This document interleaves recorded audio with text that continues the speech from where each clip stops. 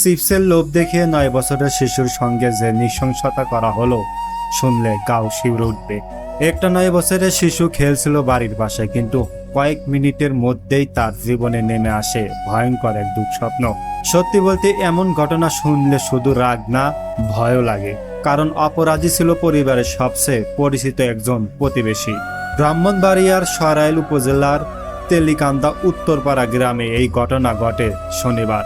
অভিযোগ উঠেছে শহীদ মিনার নামের এক ব্যক্তির বিরুদ্ধে। পরিবারের দাবি, শিশুটিকে চিপস কিনে দেওয়ার কথা বলে নির্জন জায়গায় নিয়ে যাওয়া হয়। এরপর তার উপর ভয়াবহ নির্যাতন চালানো হয়। শুধু তাই না, কাউকে বললে ফেলারও হুমকি দেওয়ার কথা বলা হয়েছে বলে জানিয়েছে পরিবার। পরে শিশুটি অসুস্থ হয়ে পড়লে পুরো ঘটনা জানাজানি হয়। পুলিশ জানিয়েছে অভিযুক্ত ঘটনার পর থেকেই পলাতক এবং তাকে ধরতে অভিযান চলছে। এ ধরনের ঘটনা আবারও প্রশ্ন তুলছে, শিশুরা আসলে কতটা নিরাপদ? আপনার মতে শিশুদের নিরাপত্তা নিশ্চিত করতে সবচেয়ে কঠোর পদক্ষেপ কি হওয়া উচিত? কমেন্টে জানান।